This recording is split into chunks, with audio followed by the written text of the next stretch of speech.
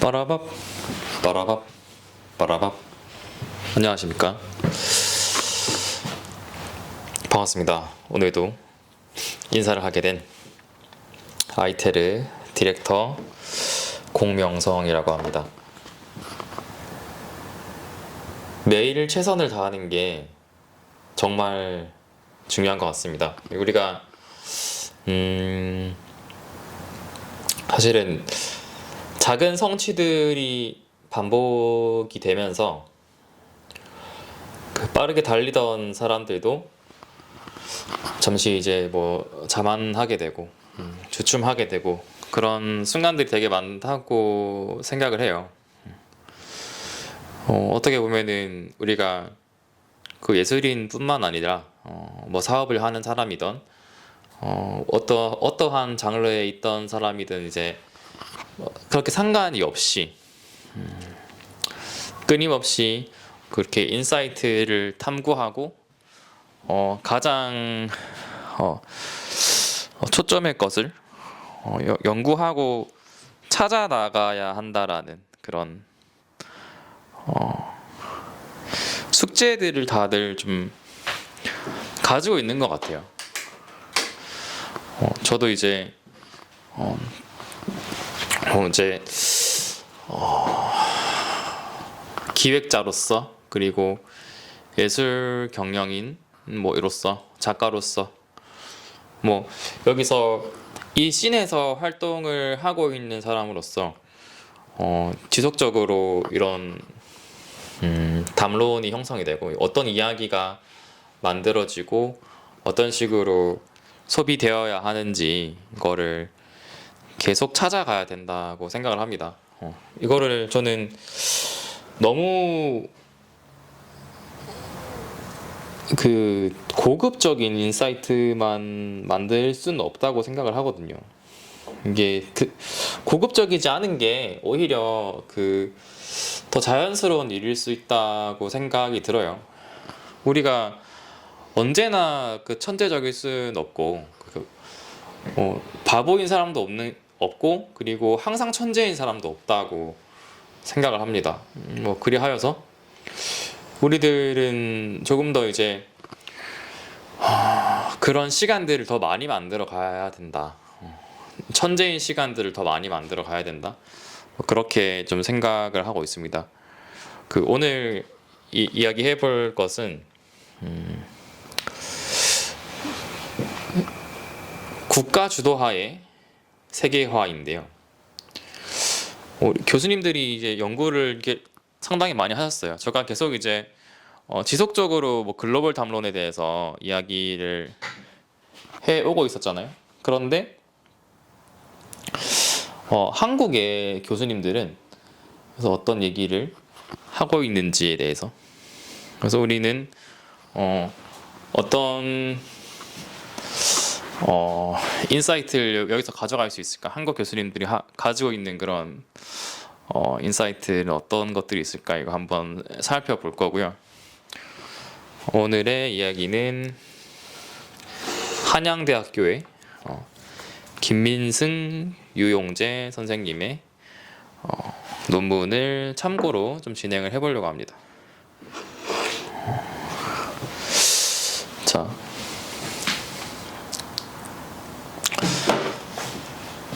그래서 글로벌라이제이션 하에 국가 주도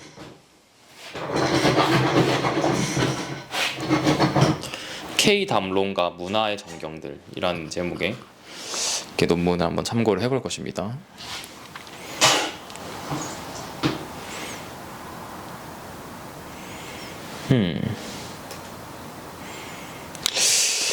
그리하여서 우리는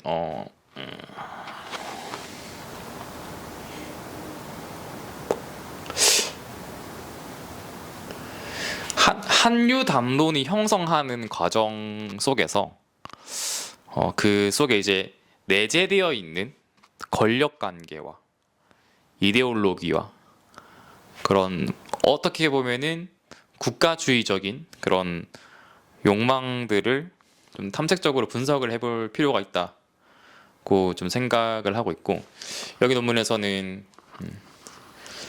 코피스에서 발간한 한류백서와 문체부에서 발표한 자체 결과 보고서, 그리고 해외 한류 실태 조사 보고서, 그리고 역대 대통령 담화문 및 연설문을 참고해가지고 푸코식 담론 분석을 활용해서 반복적인 이제 발표와 지식 권력 관계를 추적을 했다고 합니다.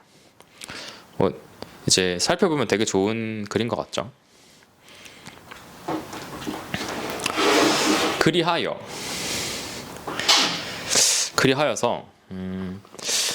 한국에서는 그 민족주의적인 접근을 하고 있다. 국가적 정체성과 구성원들의 자긍심을 고취하는 민족주의적 정책 기조가 일관되게 작동한다 라고 합니다. 이거는 뭐 어느 국가든지 좀 민족주의적인 것들 좀 가지고 있는 게 조금씩은 있는 것 같아요. 한국이 조금 더 이제 단일 민족이라서 그런 게 좀 더 있는 것 같기도 하고요. 그리고 민족주의적이면서도 제국주의적인 열망을 가지고 있는 게 또 이제 재밌는 점이라고 좀 생각을 합니다. 한류의 세계화를 통해 전지구적으로 한국의 문화적 영향력을 확대하려는 제국주의적 욕망이 공존한다. 그리고 담론의 굴절, 그 공모를 통해서 경합하고 변형되는 과정이 있고, 그리고 이게 다양성을 존중하기 위한 정책적 과제가 있는 이런 형태로 이제 한국 한류 담론이 좀 이제 거론이 되고 있다. 그 말을 할 수 있고요. 한류가 계속적으로 이제 성장을 했죠. 처음에는 좀 뭐 중동이나 뭐 아시아 쪽을 시작해서 K 드라마가 시작이었죠.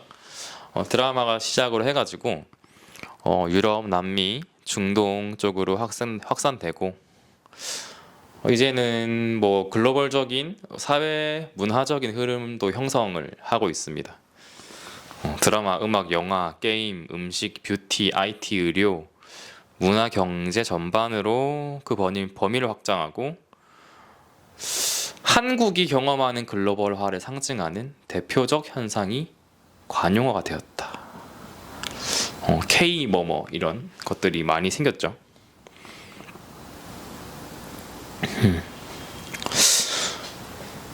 그리고 이제 반한, 혐한 이런 것들도 이제 종종 거론되기도 하죠. 뭐 한국인 안 반된다, 한국 컨텐츠 이제 별로다, 뭐 이런 것들. 뭐 그런 것들도 있긴 하지만 한류의 영향력은 제가 어렸을 때부터 좀 계속 성장을 해왔던 것 같아요. 결국에는 이제 한국의 컨텐츠가 좀 성장을 하고 있는 방향으로 확산이 되고 있는데 늦게 뜨네요.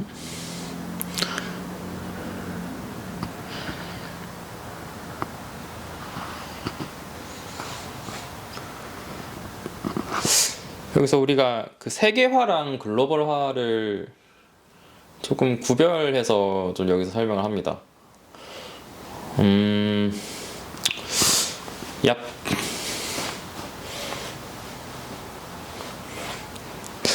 뭐 이제 천천히 넘어간다고 생각하고, 이제 세계화는 그 하나의 가치관, 보편적 가치관으로 세계가 통일된다라는 게 이제 일반적인 그런 그 개념이었다면은, 글로벌화는 이제 국적을 뛰어넘는 네트워크를 통합하고 그 구조적 경제적 양상을 강조하는 개념으로, 그러니까 세계화는 이제 하나의 가치로 좀 이제 그러니까 하나의 가치가 좀 이제 궁극적인 어떤 가치를 찾아가는 반면에, 글로벌화는 네트워크가 강화된다는 말로 더 잘 쓰이고 있는 것 같고, 요즘에는 이 문화를 장악하는 국가가 국가 자본을 축적하고 유지하고 재생산하는 그런 필수 불가결 요소로 자리매김을 하고 있죠. 그래서 우리는 이제 신자유주의 정책과 기존의 개발주의 정책의 충돌과 갈등을 동시에 경험하는 그거를 이제 문화를 확장시키는 정책과 그것을 또 반대하는 정책을 동시에 경험하는 아주 재밌는 그런 이제 국가에 좀 살고 있고, 여기는 이제 우리 역대 정부별로 어떤 식으로 이제 뭐 진행을 하고 있었는지 간단하게 찾아볼 건데, 보통 이제 1990년대부터 우리 문화 정책이 좀 시작이 됐다고 말을 많이 합니다. 우리가 그 현대 미술이 시작된 시점은 거의 이제 베니스 비엔날레 한국관이 개관을 한 거를 거의 보통으로 하고 있고, 그리고 우리가 뭐 대한공간이 그 오픈을 한 그런 시기가 한국의 그런 문화 예술이 이제 보듬을 하는 그런 시기로 좀 평가를 받고 있는데, 오늘따라 이 친구가 연결이 별로 안 좋네요. 그래서 김영삼 정부에서는 세계화와 한국의 정체성이 형성하는데 좀 정책을 했다면은, 김대중 정부에서는 문화산업 5개년 계획 그리고 8길이의 원칙, 이걸 이제 말을 하는데, 8길이의 원칙이 이 팔 하나 사이에 그 뭐 이제 도움이 있는 그 팔 하나만큼 가깝게 이제 정책이 존재하는 형태의, 뭐 간단하게 말해서 뭐 그런 식의 조금 더 가까이서 국가가 도움을 줄 수 있는 형태의 그런 관계와 네트워크 사업이 만들어져야 된다라는 말이었고, 노무현 정부에서 그 세계 5대 문화 강국 이런 계획도 발표를 했었고, 이명박 정부에서는 창조적 실용주의 그리고 콘텐츠 산업을 육성을 하게 됩니다. 이 정부마다 이념적으로 상당히 차이가 있음에도 불구하고 한류를 국가 경쟁력 강화와 경제 발전의 수단으로 활용하는 공통된 정책의 기조를 유지해 왔습니다. 비교적 최근에 이제 박근혜, 문재인, 윤석열 정부의 한류 정책을 살펴보면은, 잘 안 보이지만 그냥 진행하겠습니다. 박근혜 정부는 창조 경제 가치하에 K 컨텐츠 브랜드 강화를 추진하면서 영국의 쿨 브리타니아 모델을 차용을 합니다. 근데 이제 뭐 문학의 뭐 블랙리스트 사건 같은 것들로 약간의 신뢰를 훼손을 하기도 하고, 그리고 그 문재인 정부부터 뭐 K 컬처 이런 것들을 상당히 많이 사용했던 것 같아요. 착한 한류를 지향하며 문화 민족주의와 공동체 가치를 부각을 합니다. 그리고 이제 윤석열 정부에서 그 K 콘텐츠를 초격차 장르로 집중 육성해서 소프트 파워 제고를 추진을 합니다. 글로벌 문화 리더가 국가를 표방하면서 가시적 성과 중심의 그런 사업들을 좀 진행을 해 갑니다. 윤석열 정부 제일 마지막 정부에서는 지금 정권 이전에 정부에서는 그 문화예술이랑 그런 R&D 관련한 그런 이제 사업비가 조금 줄어들었죠. 그런 게 이제 성과 중심의 그런 정부의 성향이 좀 들어 있었다고 확인이 되네요. 그리하여 여기 연구에서는 코피스가 내년 발간하는 한류 백서에서는 이 논문은 이제 2025년 10월 자료고요. 지금 이제 제가 말씀드리는 거는 2026년 4월입니다. 한 6개월 정도 지난 논문인데, 논문이 6개월 안쪽이면은 사실은 이제 거의 최신 연구들이 모여 있다고 좀 이해를 하시면 될 것 같고요. 이 한류 백서는 방송, 영화, 음악, 화장품, 패션, 게임 등 각 분야의 전문가의 의견을 반영해서 산업별 파급 지표를 산출하고 한류 경제적 효과와 확산 정도를 실증적으로 제시한다고 합니다. 초기는 드라마, 케이팝 우리가 다 아는 것들이죠. 뭐 그런 것들, 뭐 수출 데이터 중심으로 성장과 성공의 정당성을 강조했다면은 17년 이후부터는 플랫폼과 저작권, 사회 갈등 이런 이슈들을 다루기 시작을 하고, 뭐 최근에는 ESG, 다양성, 글로벌 규범 통합, 포용적 창작 생태계 이런 이제 사회 규범을 강조하는 형태로 좀 진화를 해왔다.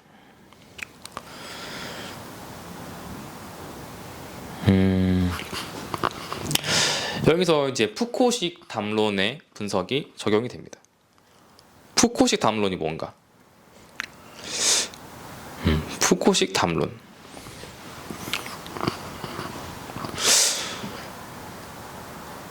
동일한 계열 속에 속하는 언표들의 집합으로 발화될 수 있는 것과 없는 것을 구분한다. 푸코는 이제 그 이데올로기를 넘어서 현실의 권력의 기능을 한다고 합니다. 그래서 이제 반복되는 이제 언어와 표현들이죠. 뭐 그런 것들이 뭐 권력을 가지게 된다라는 형태인데, 이게 이제 사실은 노출이 많이 되고 누군가가 계속 언급을 한다라는 것 자체가 그게 힘이 강력한 것이기도 해요. 그것을 이제 증명하는, 힘이 강력하다는 걸 증명을 하는 거죠. 뭐 그리하여서 이제 그 문화를 장악하려는 것들도 상당히 이거와 가까이 있다고 생각을 해요. 이게 결국에는 많이 보고 많이 노출되고 많이 생각하고 많이 이야기되는 것들이 사람들의 그 동의를 얻기 마련이거든요. 더 가까이 있고 그런 것들이 이제 권력이라고 부를 수도 있죠.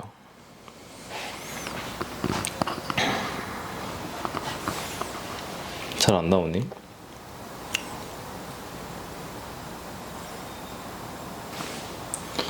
자, 근데 역대 이제 대통령 연설문에는 뭐 이제 정당의 방향을 떠나서 그 선진국이라는 표현이 공통적으로 등장을 한다고 합니다. 시대에 따라서 이제 다른 의미를 지니긴 하지만 궁극적으로는 우리라는 언어를 통해서 국민의 참여와 의지를 독려하라는 기능을 수행을 하는데요. 박정희의 연설문을 이제 발제를 한 거고요. 그리고 김대중 대통령, 그리고 이명박 대통령까지 이제 국민의 참여와 의지를 독려하는 기능을 수행을 합니다. 선진국의 역사가 보여준 바로는 경제의 자립적인 성장, 그리고 세계와의 경쟁에서 이기면 희망이 있고 지면 장래가 없습니다. 세계 선진국 대열에 들어가는 제도와 기회를, 그리고 지구상에서 가장 가난했던 나라가 세계 10위 경제 대국이 되었습니다. 이제 선진국들과 어깨를 나란히 할 수 있게 되었습니다. 뭐 이런 말들이 있었습니다.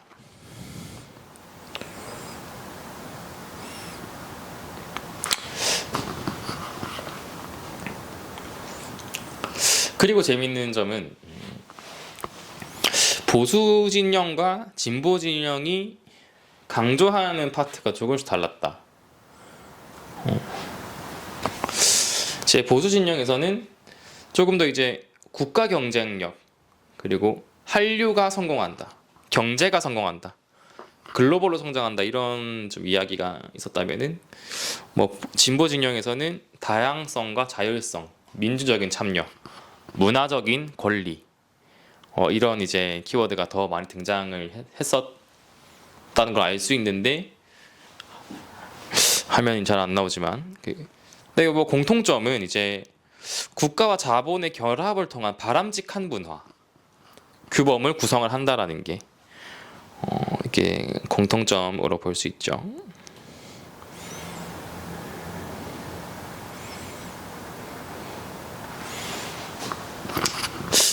좀 이제 오늘따라 이게 연결이 조금 늦네요.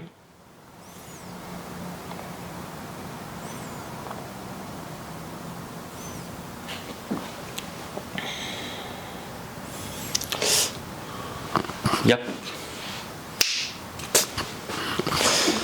그리고 재밌는 점은 우리는 글로벌화 속에서 그런 문화 제국주의적인 욕망을 또 가지고 있다.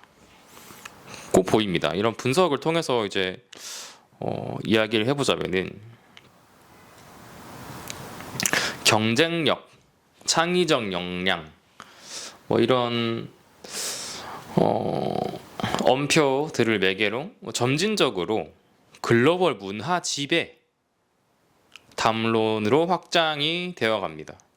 한류 백서에서는 K 콘텐츠의 세계 문화 패러다임 재편, 글로벌 문화 생태계에서 주도국 확보, 문화 패권국으로 도약, 막 이런 말을 하게 되는데요. 이거 이제 뭐 선진국과 어깨를 나란히 하기 위한 그런 이제 방법으로서 그런 이제 확실한 그런 기준으로서 제국주의적인 욕망이 점점 드러나게 되는 그런 부분이 있는 것 같은데 드디어 연결이 끊겼군요.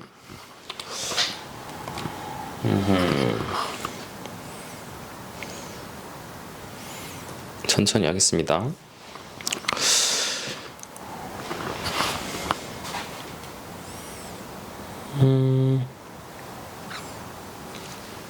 근데 뭐 그렇게 하면 할수록 이제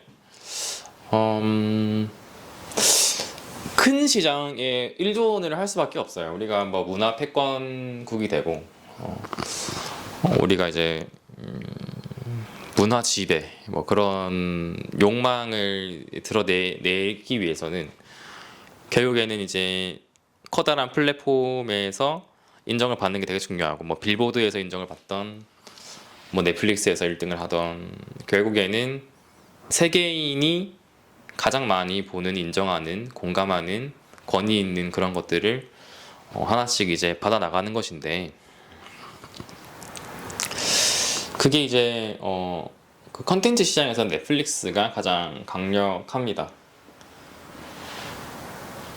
그래서 이제 드라마 제작비 같은 경우도 그 국내 방송사들보다 제작사들보다 넷플릭스의 해당 그 제작비가 훨씬 더 크기 때문에 결국에는 그 미국 기업에 의존을 하게 되는 어떠한 역설이 이제 발견이 되는 거죠. 그래서 이제 오징어 게임, 뭐 기생충 같은 경우도 그 해외 플랫폼을 사용을 하기 때문에 보이게 되는 그런 문화적인 변형이 발생을 하고 있다고 합니다. 넷플릭스 CEO는 한국을 가성비 좋은 컨텐츠 생산 기지로 규정을 하고 있다고 말을 하기도 합니다. 어떻게 보면 이제 우리는 어떻게 보면은 아직 열정페이 그런 것도 남아있기도 하고 사람들과 경쟁하여서 견주어서 나은 것들을 만들려는 그런 기본적인 욕망들이 있기 때문에 뭐 이런 사례들이 좀 등장을 하는 게 아닌가 그렇게 좀 생각을 하고 있고요.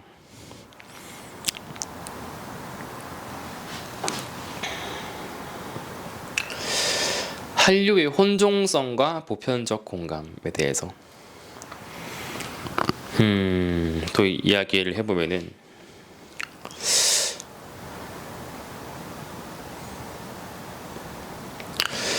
바바의 제3의 공간으로서 다양한 사회적, 문화적, 정치적 요소들이 충돌, 타협하면서 새로운 정체성을 구성한다. 이게 바바가 말하는 제3의 공간은 이게 혼종되어 있는 복잡한 공간이거든요. 한류가 이제 뭐 초기를 넘어가서 초기와 중기를 지나서 지금에 생산되고 있는 한류의 컨텐츠들은 한국적인 것만 사실은 담겨 있지는 않다고 생각을 하거든요.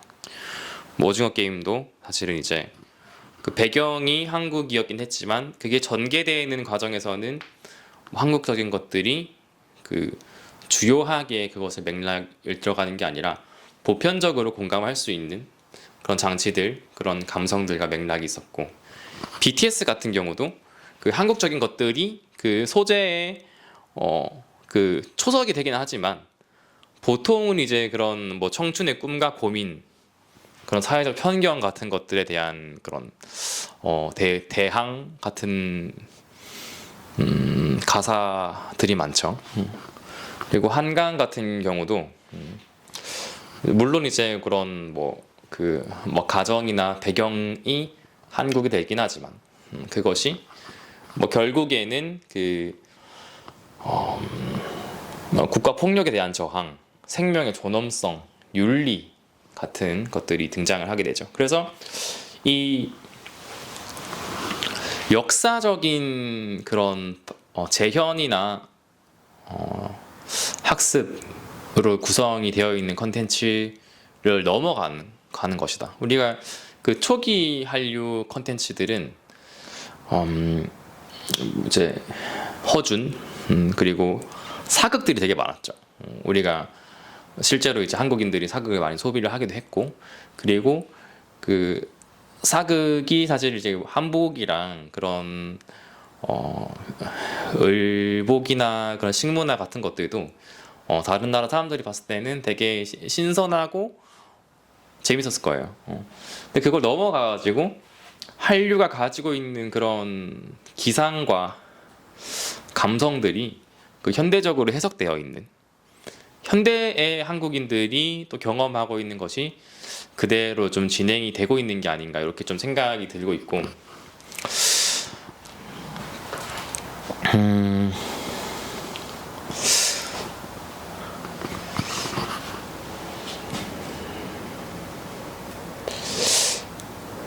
뭐 결국에는 현대에 사는 한국인들의 모습이 담기는 것 같다고 생각이 듭니다. 사실 저희가 뭐 조선에 살고 있는 것도 아니고, 우리가 그 역사적으로 어떤 뭐 고구려 사람도 아니고 한국 사람인데, 한국 사람들은 이제 아파트 살고 중고등학교 나와서 대학 간 다음에 뭐 취업하고 결혼해야 되는 그런 삶을 살면서 느끼게 되는 뭐 국가와 회사와 가정의 삶, 뭐 그런 것들. 우리는 사실 저는 전통 문화를 향유하고 소비하는 것이랑은 조금 이제 권위적으로 좀 멀어져 있다고 생각하거든요. 실제로 이제 실생활에서 우리가 경험할 수 있는 대중 문화가 우리가 좀 더 가깝지 않을까? 전통 문화보다는. 그래서 오징어 게임, BTS, 한강 이분들도 이제 우리가 생활에서 그 삶을 살면서 느낄 수 있는 그런 감성들을 잘 파악을 하고 작성을 하신 사람들이다 라고 좀 생각이 듭니다.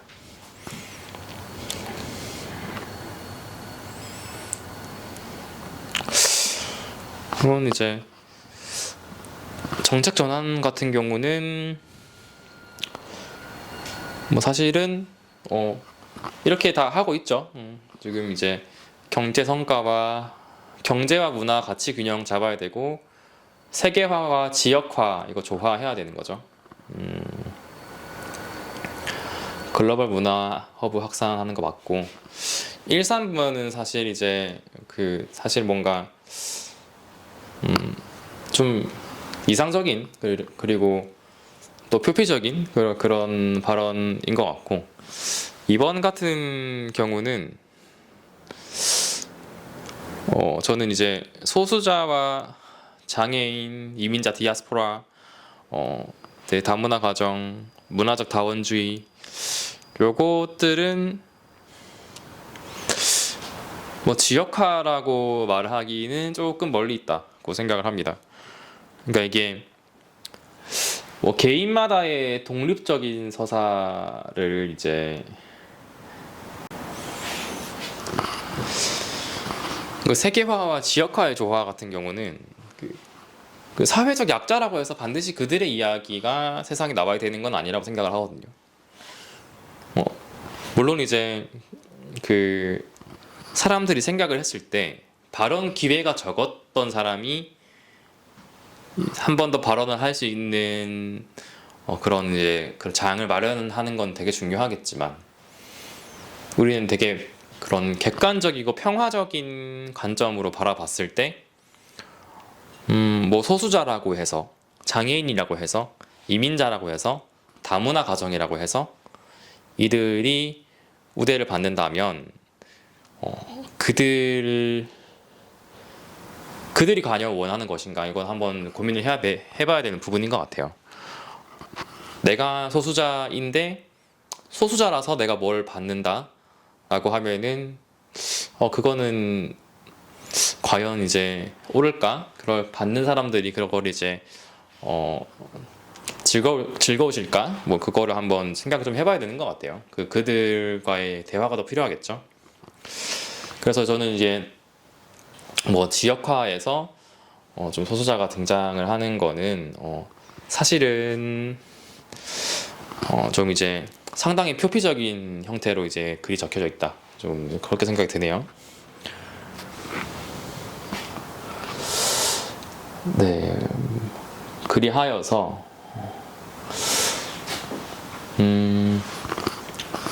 연구를 좀 이제 이렇게 재미나게 마무리가 된 것 같고요.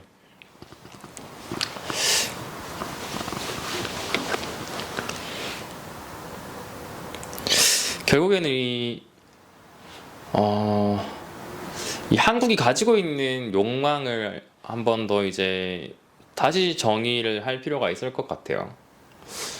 이게 문화산업으로서 우리가 자리를 잡기 위해서는 우리의 그런 그 경쟁력과 문화 제국이 되기 위한, 제국주의적으로 민족주의와 제국주의를 동시에 가진 그런 욕심으로 똘똘 뭉친 그런 마음이 있었기 때문에 저는 가능했다고 생각을 합니다. 뭐 어떤 부분에서는 이제 산업적으로 그 노동자의 인권이 또 착취가 됐기 때문에 가성비가 좋은 콘텐츠가 나온다라는 것은 누군가는 부당한 부분이 있었다라는 거거든요. 뭐 그런 것들을 점차 줄여나가기 위한 노력들이 좀 필요하지 않을까, 좀 그렇게 좀 생각을 하고 있고요. 그래서 저는 이제 지금 한국이 헤쳐나가야 될 문제는 그런 창작자로서, 그리고 이제 미감이나 미학적인 퀄리티는 저는 상당히 많이 올라와 있는 형태다라고 생각을 해요. 더 이상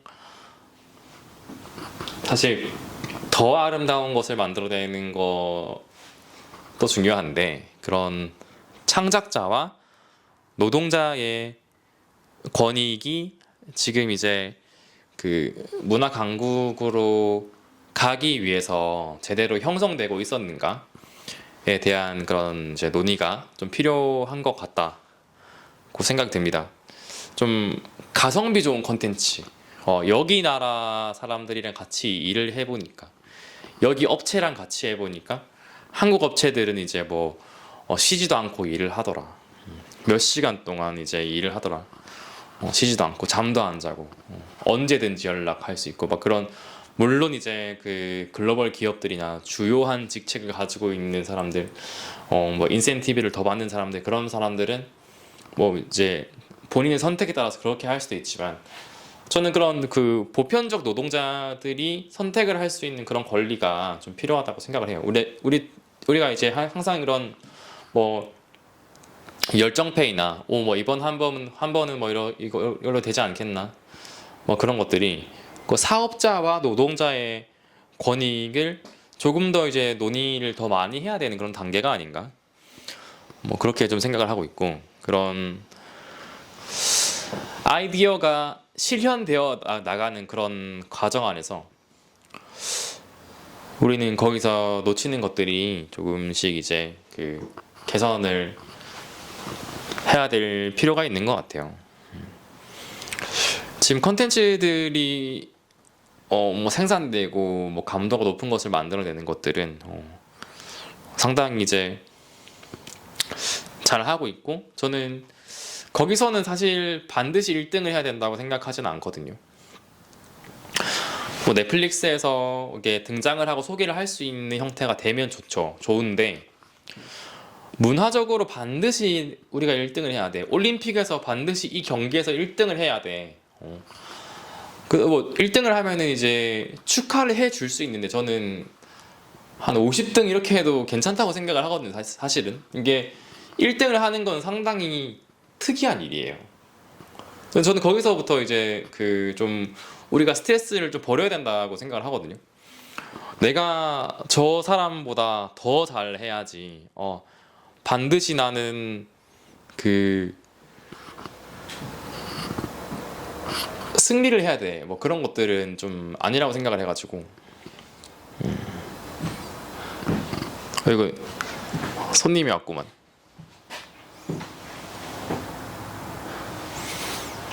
촬영 중이지.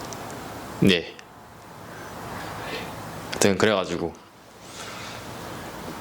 그래서 이제 다 끝났는데 그 이렇게 한번 이제 마무리를 해보겠습니다.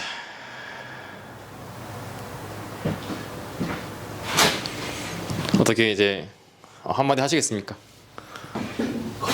아하, 고생 많았구만.